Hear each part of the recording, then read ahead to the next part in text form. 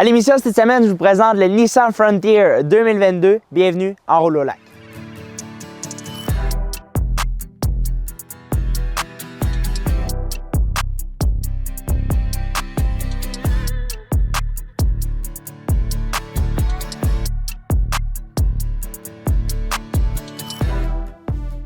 Alors, cette semaine, j'ai la chance de pouvoir conduire le Nissan Frontier 2022. Donc, qu'est-ce qu'on apporte de nouveau cette année? C'est ce que je vous présente dans quelques instants. Mais si on parle ici de cette camionnette-là, donc on est arrivé sur le marché nord-américain en 1997. On quitte le marché en 2019 et on est de retour en 2022. Alors, pas besoin de vous cacher que la carte du design a été très bien jouée ici. Donc, à commencer par sa signature lumineuse en deux sections à l'avant qui donne un très beau style au véhicule, avec sa grille de couleur noire et l'inscription Frontier qui vient avec la version Pro 4X que j'ai à l'essai cette semaine. Ensuite, avec les logos de couleur noire et rouge. Et on ajoute aussi tout ce qui est ensemble en fait pour aller faire du hors-route. Donc les pneus avec des all-terrain. Ensuite, on aura les plaques de protection au bas et les crochets de remorquage de couleur rouge à l'avant comme à l'arrière. Donc ça, c'est super bien. Ensuite, on a quelques éléments seulement stylistiques sur ce véhicule-là, comme les prises d'air de chaque côté. Donc, encore une fois, qui va nous permettre de suivre une certaine ligne sans nécessairement être utilisable. On a des phares Odell à l'avant comme à l'arrière. Et comme vous avez pu remarquer sur le design global du véhicule, on est allé chercher des courbes qu'on n'avait pas nécessairement dans les précédentes générations, comme au niveau du capot ici, où on a vraiment une déformation et c'est très, très beau. Ensuite, comme vous avez pu remarquer, on est allé chercher des ailes qui sont très larges, donc qui donnent encore une fois le style qu'on y veut. Ici aussi, on a des bas de caisse en plastique seulement sur les ailes, donc ça, j'adore ça de ne pas avoir mis du plastique un peu partout. Ensuite, sur cette version-ci, on a les marchepieds de couleur noire qui ne sont pas nécessairement la chose que je préfère sur cette camionnette-là parce que les marchepieds sont configurés pour nous permettre d'avoir une meilleure accessibilité à l'intérieur. Par contre, lorsqu'on est quand même un petit peu grand, les marchepieds sont presque pas utilisés ou utilisables parce qu'on vient un petit peu trop haut lorsqu'on va vouloir prendre la marche. Donc ça, j'ai trouvé ça un petit peu désagréable pour ce point-là, mais c'est rien de très agaçant. Ensuite, on aura deux versions de cabine, donc un King Cab et une cabine double sur ce véhicule-là, comme les caisses où on aura des caisses différentes. Ensuite, pour les versions, on en a trois de disponibles, à commencer par la version S qui est la version de base. Ensuite, on aura la version SV qui sera la version où on aura une panoplie d'ensemble et on aura la version Pro 4X que j'ai aujourd'hui, donc qui est un petit peu plus accentuée sur le hors-route. Donc maintenant, je crois que ça conclut pas mal le design extérieur du côté et de l'avant. On va maintenant se retrouver à l'arrière. Alors maintenant, une fois derrière le Frontier, vous pouvez tout de suite remarquer, on a essayé de conserver le design qu'on avait haut de gamme à l'avant. Donc ici, avec son inscription Frontier au panneau. Ensuite, la version qui est écrite à droite, le logo Nissan aussi. Et on a ici le pare-choc en plastique, donc il nous permet encore une fois de conserver l'aspect avant et arrière. Ensuite, en termes de capacité de remorquage pour ce véhicule-là, avec son V6 3.8 litres, on est capable de tirer jusqu'à 6490 livres, donc il fait très bien le travail. Et en termes d'espace cargo, de capacité cargo finalement, on a trois versions, donc je vous les écris à l'instant à l'écran et vous pouvez faire pause quelques instants. Ensuite, pour conclure, on a aussi la toile sur cette version-ci, donc ça conclut pas mal l'extérieur du véhicule. Maintenant, on va se retrouver à l'intérieur.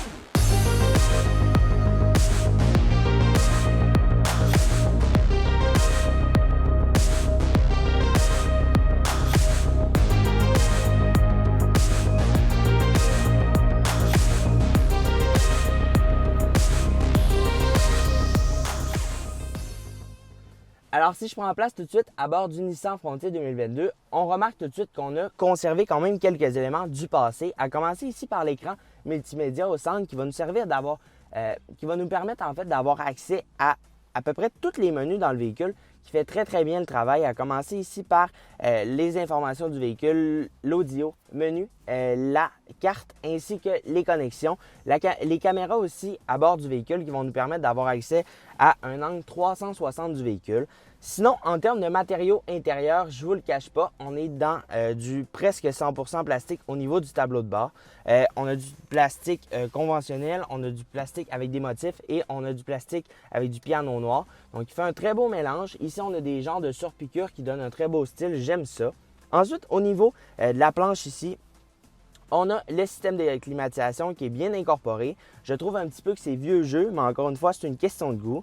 Sinon, si on descend un petit peu, on a ici tous les contrôles par rapport au banc chauffant, volant chauffant, tout ce qui a rapport aussi avec les capteurs du véhicule. On a les connectiques USB type C et USB conventionnel. Ensuite, au niveau de la console, on a un emplacement pour, par exemple, mettre notre téléphone, les deux porte-verres et un vrai levier de vitesse dans ce véhicule-là. On n'a pas une roulette. Et en parlant de roulette ici, ça sert à activer le 4x4 ou le désactiver tout simplement. Donc, on a le 4x4 High et le Low dans cette camionnette. Ensuite, en termes d'espace intérieur, c'est très, très bien. On a de l'espace bien comme il faut à bord. Sinon, en termes de position de conduite, on peut régler le volant seulement qu'en hauteur. On ne peut pas l'avancer et le reculer. Donc ça ne m'a pas gêné lors de mon essai, mais je voulais quand même vous le mentionner. Sinon, en termes d'écran devant moi, c'est simple. J'ai deux cadrans analogiques de chaque côté et un écran, en couleur au centre qui va me permettre d'avoir accès à peu près à toutes les informations dont j'ai besoin à bord du véhicule. Ce qui veut dire ce qui a rapport au tout-terrain, la vitesse, ma consommation d'essence, les assistances à la conduite et une panoplie de trucs à bord, ça je ne vous le cache pas. Et même au niveau du volant, ça se fait quand même très bien. J'ai trouvé un petit peu dérangeant le fait que la musique, on doit l'ajuster via le bouton ici. On a un petit bouton ici qui va nous permettre d'avoir accès là et le volume se fait en dessous du bouton qui nous permet d'avoir accès à l'écran devant moi. Donc ça, j'aurais aimé que les boutons soient inversés, mais encore une fois, c'est une question de goût. Sinon, en termes d'espace intérieur, au niveau de la tête, c'est quand même bien, c'est pas grand. Au niveau des jambes, j'aime ça, c'est très très bien. On a un très bon soutien au niveau latéral à bord du véhicule pour cette camionnette-là. Et même au niveau de son intérieur global, c'est très très bien. Les bancs sont d'une très bonne qualité, j'aime ça. Donc maintenant, on est rendu à l'arrière. Alors, une fois que je prends place à bord du Nissan Frontier à l'arrière, bien entendu, on n'a pas beaucoup d'espace au niveau des jambes et même au niveau du toit. Lorsqu'on s'avance un petit peu pour se dégager en fait de la petite bosse au niveau du toit, on remarque tout de suite que ma tête frotte directement au plafond. Donc ça, je trouve que c'est un petit point négatif. Sinon, en termes de connectique à l'arrière, on retrouve USB type C et USB conventionnel pour recharger l'ensemble de nos appareils. En termes de confort à l'arrière, c'est quand même très bien. La banquette est très confortable et très épaisse. Sinon, au niveau du dossier, je trouve que c'est un petit peu trop droit pour des longs trajets. Là. Je trouve ça un petit peu désagréable, mais on se rappelle quand même qu'on est dans une camionnette intermédiaire et bien entendu que lorsqu'on voudra avoir un petit peu plus d'espace, il va falloir monter pour une camionnette pleine grandeur. Mais sinon, si on revient à notre version ici, j'ai de l'espace quand même très très bien et de la vision autour de moi qui est super bien, autant au niveau des fenêtres qu'à l'avant. Donc ça, je trouve ça très très bien. Donc ça conclut pas mal l'intérieur du véhicule. Maintenant, on va se retrouver à l'essai routier. Alors, une fois que je prends place à bord du Nissan Frontier, on se sent tout de suite chez soi, on se sent bien à l'intérieur. Une fois qu'on a pris vraiment tous les éléments en main, donc l'écran au centre ou directement les boutons au volant ou quoi que ce soit, on s'y fait quand même assez rapidement. Clairement que ça va prendre un petit temps d'adaptation et c'est tout à fait normal, là. Surtout au niveau du volant où on a quelques éléments qui, moi, m'ont dérangé, comme je l'ai mentionné. Surtout le petit bouton là, qui entre le volume et pour changer la musique ou quoi que ce soit au niveau de l'écran.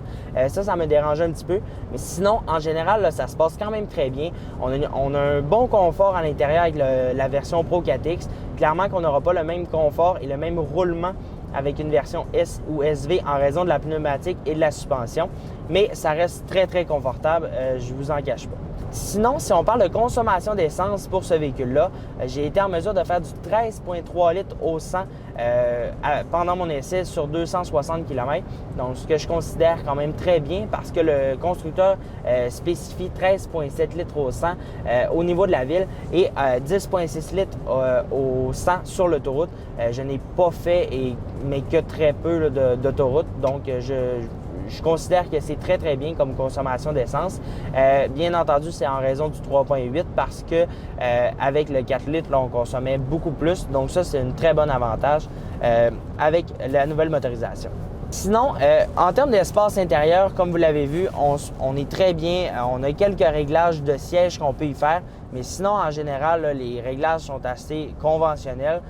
Alors, si on parle des versions disponibles dans ce véhicule-là, on en a 3. Donc, je vous affiche la différence de prix, mais on en a 3. Donc, la version S qui est la version de base avec toute la même motorisation, le 3,8 litres. Ensuite, on aura la version SV et on aura notre version, donc la Pro 4X. Donc, il y a quand même une bonne différence entre chaque version. Je crois que la version SV sera la plus vendue pour simplement qu'on offre une panoplie d'autres options et d'options différentes et peut-être plus intéressantes pour certaines personnes. J'ai aussi dans ma version l'option de 2000 $ supplémentaires luxe qui me permet d'avoir un système de son Fender qui joue super bien, la sellerie de cuir et une panoplie d'autres options finalement que j'aime vraiment. Donc, ça conclut pas mal l'émission de cette semaine à l'essai du Nissan Frontier 2022. Donc, si ce véhicule-là vous intéresse, je vous invite à aller voir nos amis de chez l'Ami Junior Nissan qui pourront vous conseiller dans l'achat de votre prochain véhicule. Et bien entendu, si vous avez aimé ma chronique, je vous invite à vous abonner sur tous nos médias sociaux, Facebook, YouTube, Instagram et TikTok. Sur ce, je vous souhaite une agréable fin de journée. Bye bye!